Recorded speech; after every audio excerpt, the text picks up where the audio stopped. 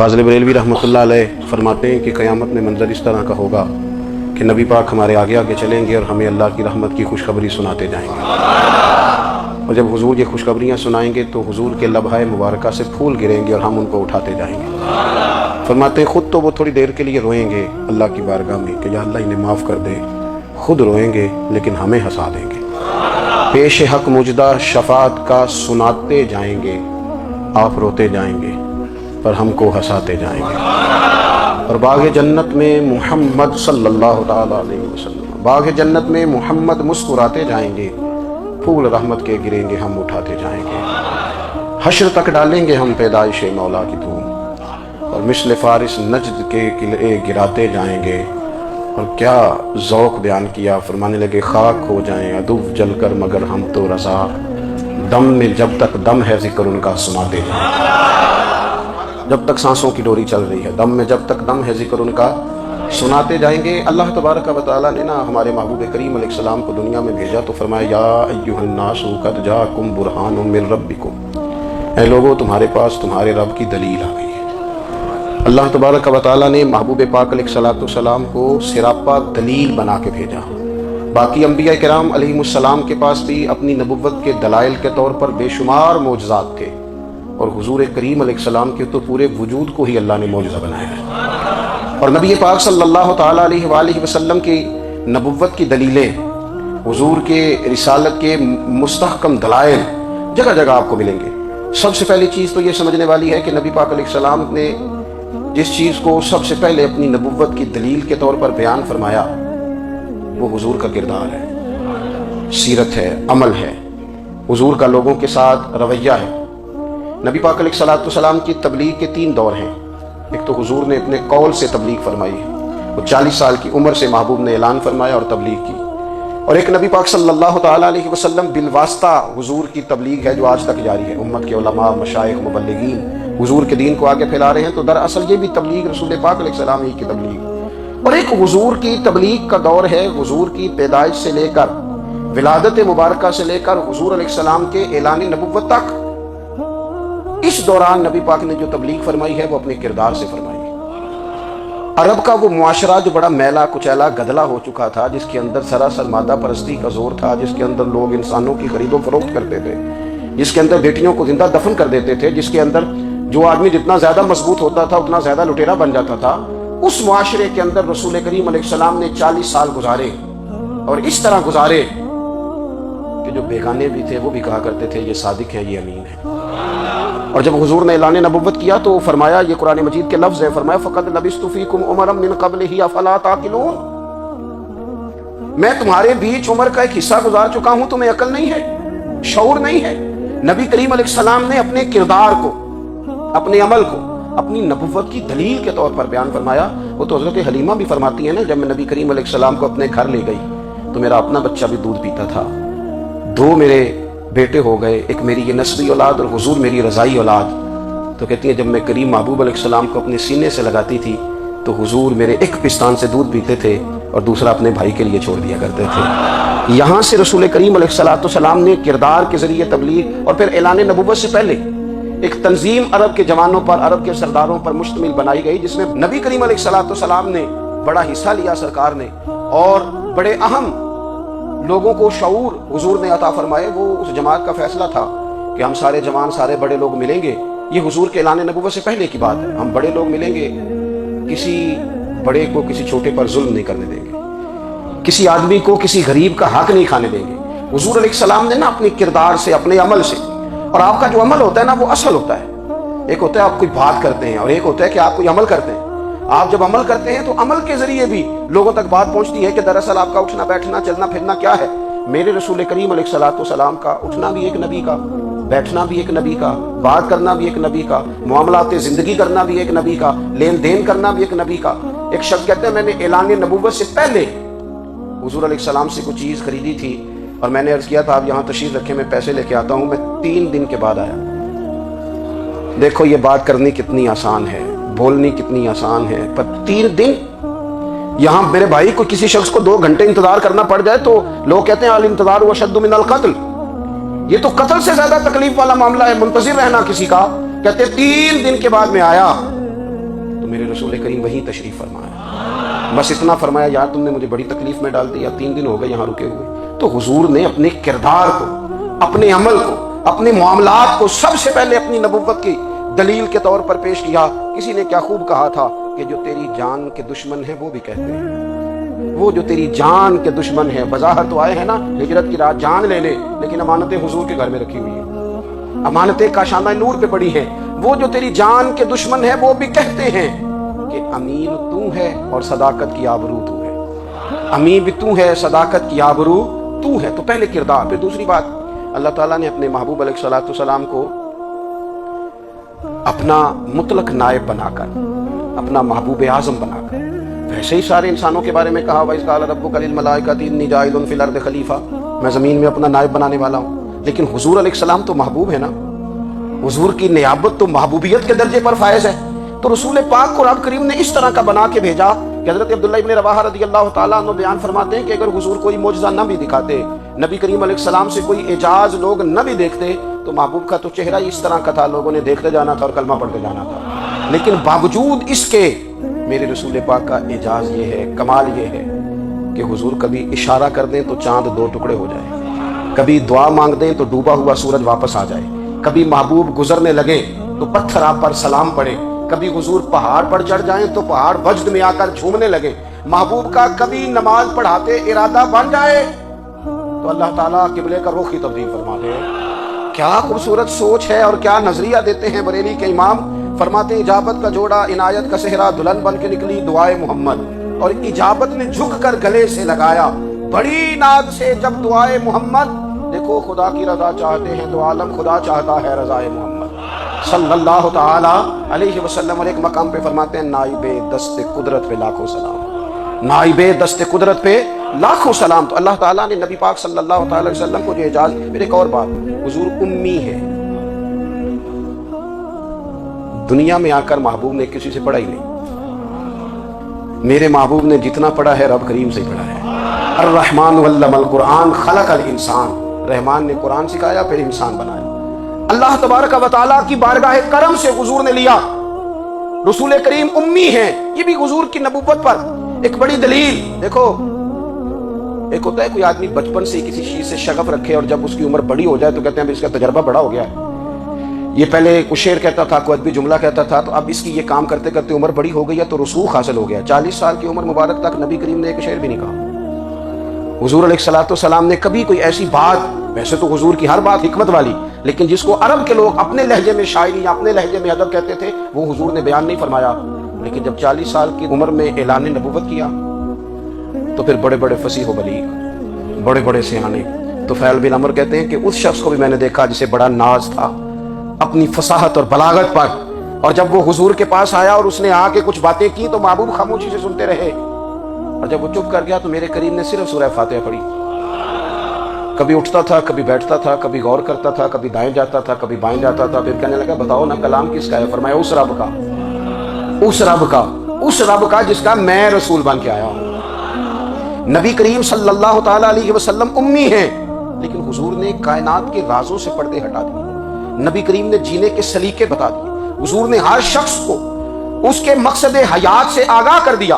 نبی کریم علیہ السلام نے وہ فلسفہ حیات بیان کیا کہ لوگوں کو صرف جینے میں مزہ نہیں آیا, مرنے میں بھی مزہ آنے لگا. لوگ آگے بڑھ بڑھ کے جانیں پیش کرنے لگے, اپنی اولادیں قربان کر. جو فلسفیوں سے کھل نہ سکا اور نکتہ بروں سے حل نہ ہوا, وہ راز ایک طیبہ والے نے بتلا دیا چند اشاروں میں.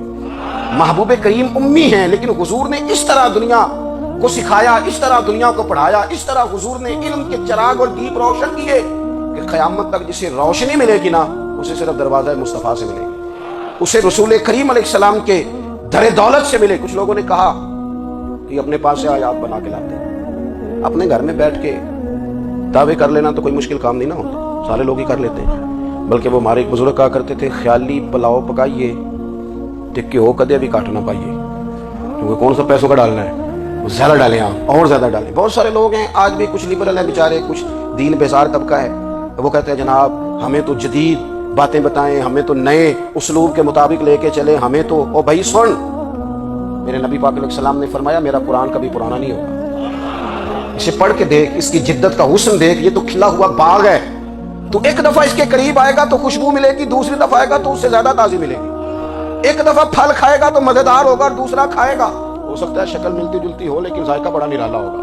تو آ تو صحیح نا، جب کچھ لوگوں نے کہا یہ خود سے بنا کے آیات لاتے ہیں تو فرمایا وَإِن كُنتُمْ فِي رَيْبٍ مِّمَّا نَزَّلْنَا عَلَىٰ عَبْدِنَا فَأْتُوا بِسُورَةٍ مِّن مِّثْلِهِ، اگر تمہیں کوئی شک ہے اس میں جو ہم نے اپنے بندہ خاص میں نازل کیا ہے تو تم بھی اس جیسی ایک آیت بنا کے لاؤ۔ اور چلو چیلنج کھلا ہی دے دیا، فرمایا وَادْعُوا شُهَدَاءَكُم مِّن دُونِ اللَّهِ،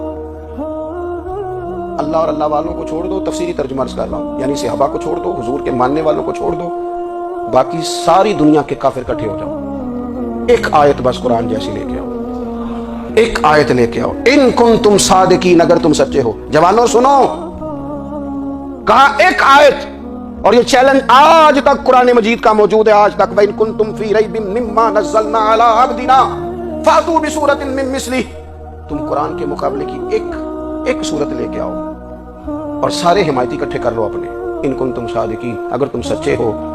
جواب تو ادھر سے آنا تھا نا، لیکن کائنات کے رب نے جواب بھی خود دیا، فرمایا فَإِن لَمْ تَفْعَلُوا وَلَن تَفْعَلُوا، اگر تم نہ لا سکے، اور فرمایا تم لا سکتے بھی نہیں، اگر تم نہ لا سکے اور تم لا سکتے بھی، نہ خنجر اٹھے گا نہ تلوار تم سے، یہ بازو میرے آزمائے ہوئے ہیں، وَلَن تَفْعَلُوا، تم لا بھی نہیں سکتے، فَاتَّقُوا النَّارَ الَّتِي وَقُودُهَا النَّاسُ وَالْحِجَارَةُ، پھر اس آگ سے ڈر جاؤ جس کا ایندھن آدمی اور پتھر ہے، اُعِدَّتْ لِلْكَافِرِينَ، بنائی کافروں کے لیے، بنائی مومنوں کے لیے تو رب نے جنت بنائی ہے، اُعِدَّتْ لِلْكَافِرِينَ، یہ دوزخ اللہ نے کن کے لیے بنائی ہے؟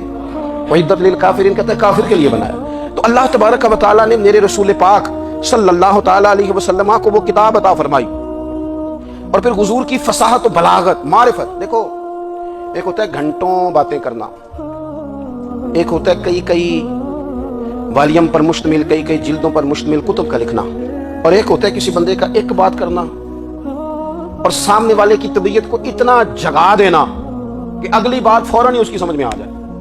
اور حضور نہ کسی کی انا کو نہیں جگاتے تھے، ہم بعض اوقات کسی سے خطاب کرتے ہیں، بات کرتے ہیں تو سامنے والے کی انا کو جگا دیتے ہیں، ٹھیس پہنچاتے ہیں، وہ کہتا چل پھر تگڑا ہو جا میں بھی آیا۔ حضور انا نہیں جگاتے تھے، میرے نبی پاک ضمیر جگاتے تھے تاکہ وہ شخص فیض حاصل کر سکے، اسے کچھ ملے۔ نبی کریم کا جو انداز تکلم ہے وہ اس طرح کا ہوتا تھا کہ انسان خود بخود کھل اٹھتا تھا کہ مطلب یہ بات ہونے کیا لگی ہے، مطلب حضور کیا فرمانے لگے۔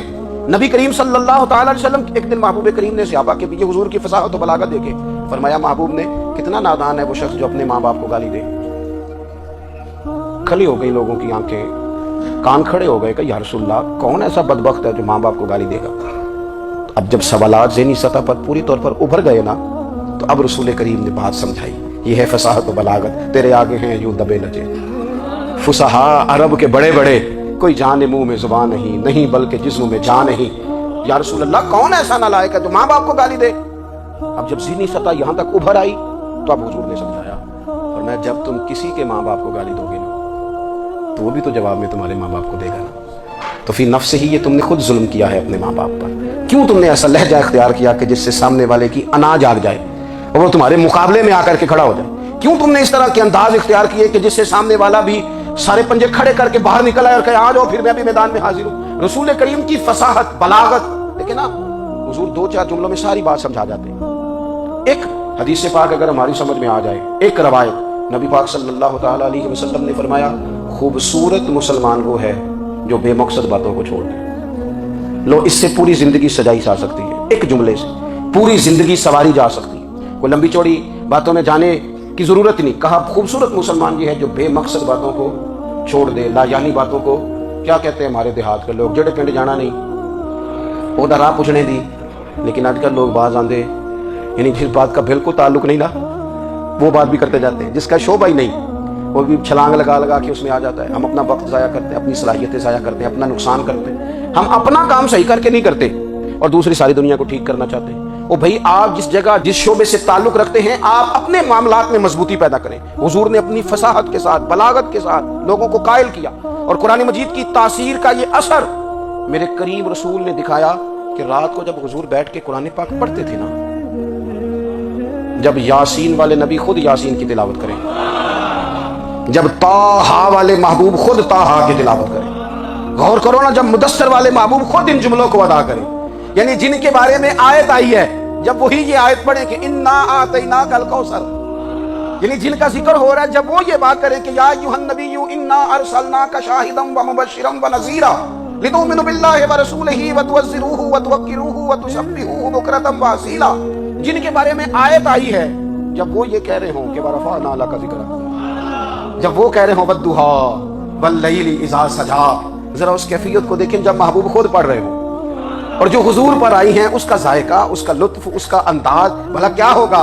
حضور جب رات کو پڑھتے تھے نا قرآن پاک، تو جو پکے کافر تھے نا، ابو جہل جیسے لوگ، وہ بھی جھاڑیوں میں چھپ چھپ کے مدینے والے کی تلاوت سنا کرتے تھے، حضور کی تلاوت سنا کرتے تھے۔ یہی بہتر ہے کہ پردوں میں وہ پردہ پوش رہے، وہ اگر پردے ہٹا دے تو کسے ہوش رہے۔ رسول کریم علیہ السلام کی تلاوت کا سننا، قریب جانا، یہ اعجاز ہے۔ حضرت فاروق اعظم کہتے ہیں میں طبیعت کا بڑا ڈاڈا تھا، مزاج کا بڑا سخت تھا، زندگی ہمیشہ ڈٹ کر گزاری، باتوں پر کھڑا رہنا آتا تھا، اور جب میری بہن نے مجھے چند آیتیں سنائی نا تو میں تڑپ ہی گیا۔ کروں آیا سا مار مقامنے نو، ہن مینوں مار دے لے چلو، اوے متے عمر دی عمر برباد ہو جائے جتھے عمر سوار دے لے چلو۔ یہ اعجاز ہے رسول کریم صلی اللہ تعالی علیہ وسلم پر نازل ہونے والی کتاب کا۔ پھر حضور نے خبریں دی، نبی پاک نے خبریں دی۔ حضور نے فرمایا روم فتح ہوگا، وہ ہوا۔ نبی کریم علیہ السلام نے فرمایا شام فتح ہوگا، تو شام فتح ہوا۔ فرمایا ایران فتح ہوگا، تو ایران فتح ہوا۔ سراقہ بن مالک کہتے ہیں ایک گاؤں پر بھی مسلمانوں کی حکومت نہیں تھی، ایک گاؤں پر۔ حضور مکہ مکرمہ سے نکل رہے تھے، مدینہ طیبہ تشریف لے جا رہے تھے، ابھی راستے میں تھے، میں 100 سرخ اونٹوں کے لالچ میں معاذ اللہ حضور کو گرفتار کرنے پہنچ گیا۔ محبوب نے حکم دیا، حضور کا معجزہ میں نے آنکھوں سے دیکھا، میرا گھوڑا زمین میں دھستا چلا گیا، میں نے معافی مانگی، حضور نے معاف کر دیا۔ میں نے سمجھا اچانک ہو گیا ہے۔ یہ منوانا بھی بڑا مشکل کام ہے۔ شجر و حجر پہچان گئے، انسان کی نظروں میں شاکی رہا۔ یہ کچھ ایسے لوگ ہیں جن کو منوانا توبہ توبہ، ماننے کو تیار نہیں، دیکھ دیکھ کے بھی ماننے کو تیار ہے نہیں، ماننے کو تیار ہی نہیں۔ کہتے ہیں کہ میں نے پھر چاہا آگے بڑھنا تو پھر زمین کے اندر میرے گھوڑے کے پیر دھنسنے لگے، پھر معافی مانگی۔ کریم تیرے معاف کرنے کی ادا پہ بھی قربان جائیں۔ یہ نہیں فرمایا کہ تو بار بار یوں ہی کرتا ہے، فرمایا معافی مانگتا جا، میں نے معاف کیا۔ کہتے ہیں 3 دفعہ میں آگے بڑھا، 3 دفعہ حضور نے معاف کیا تو مسکرا کے فرمانے لگے تو یہاں مجھے گرفتار کرنے آیا ہے، وہ کیسر روم کا علاقہ فتح ہوگا۔ وہ کنگن جو پہنتا ہے نا ہاتھوں میں، بادشاہ کے کنگن معروف ہیں، وہ تیرے ہاتھوں میں آئیں گے۔ اللہ کرے آپ سمجھے۔ یہ جو لوگ ڈری ڈری سہمی اور ہمارے بچے مایوسی کی معاذ اللہ باتیں کرتے ہیں، وہ دیکھیں حضور کس طرح کی گفتگو فرماتے ہیں۔ ابھی ایک گاؤں پر بھی اسلام کی حکومت نہیں، لیکن حضور کا خبر دینے کا انداز۔ کریم فرمانے لگے وہ کیسر روم کے جو کنگن ہوں گے وہ تیرے ہاتھوں میں آئیں گے۔ جناب سراقہ بن مالک فرماتے ہیں کہ میں مسلمان ہو گیا، حضور کا وصال ہو گیا، کنگن نہیں آئے۔ حضرت ابوبکر صدیق کا وصال ظاہری ہو گیا، کنگن نہیں آئے۔ جناب عمر کا دور آ گیا، سراقہ بوڑھے ہو گئے۔ کوئی بندہ پوچھتا نا کہ اب تو عمر ڈھل گئی ہے، زندگی کا پتہ نہیں، کہنے لگے نہیں میں نہیں جاتا، جب تک کنگن نہیں آتے اسرائیل کوئی نہیں آئیں گے، کیونکہ ساڈے نبی دی زبان ساڈے واسطے قرآن۔ جو دن کو کہہ دیا دن ہے تو دن نکل آیا، جو شب کو کہہ دیا شب ہے تو رات ہو کے رہی، اور خدا نے ان کی زبان کو وہ اختیار دیا، جو نکلی منہ سے ان کے وہ بات ہو کے رہی۔ اور فاضل بریلوی کا تو انداز ہی پھر انوکھا ہے نا، وہ تو کہتے ہیں وہ زبان جس کو سب کن کی کنجی کہے، جس کو سب کن کی کنجی کہیں، اس کی نافذ حکومت پہ لاکھوں سلام۔ کہنے لگے نہیں آتے حضرت اسرائیل، فکر نہ کرو، بوڑھے ہو گئے تھے، نکلنا گھر سے بند کر دیا تھا، حضرت عمر کا دور تھا، کنگن آ گئے۔ حضرت فاروق اعظم نے ان کے پوتوں سے، نواسوں سے، بچوں سے کہا جاؤ بلا کے لاؤ، کہا دادا جان بوڑھے ہیں۔ پھر میں تم کان میں کہہ دینا کنگن آ گئے، پھر تم دیکھنا تو صحیح۔ پھر حضرت سراقہ آئے، حضور نے جو خبریں دی، نبی پاک علیہ السلام نے جو گزشتہ قوموں کے احوال بیان کیے، اور پھر میرے نبی پاک علیہ السلام نا دنیا میں عزتیں دینے آئے۔ عزتیں، یہ مزاج ہمیں کم کرنا چاہیے۔ یہ جو ہم ساری زندگی اس کام میں لگا دیتے نا، کسی کو نیچا کیسے دکھانا ہے، یہ انداز حضور نے نہیں ہمیں دیا۔ آپ دیکھو حضور تشریف لائے تو ہمیں پتہ چلا کہ حضرت یوسف جیسا سونا کوئی نہیں، حضور تشریف لائے تو ہمیں پتہ چلا کہ حضرت داؤد جیسی خوبصورت آواز کسی کی نہیں، حضور تشریف لائے تو ہمیں پتہ چلا کہ جناب عیسیٰ علیہ السلام کا فقر اختیاری کس طرح کا تھا، محبوب تشریف لائے تو ہمیں پتہ چلا کہ حضرت موسیٰ کا جلال کس طرح کا تھا۔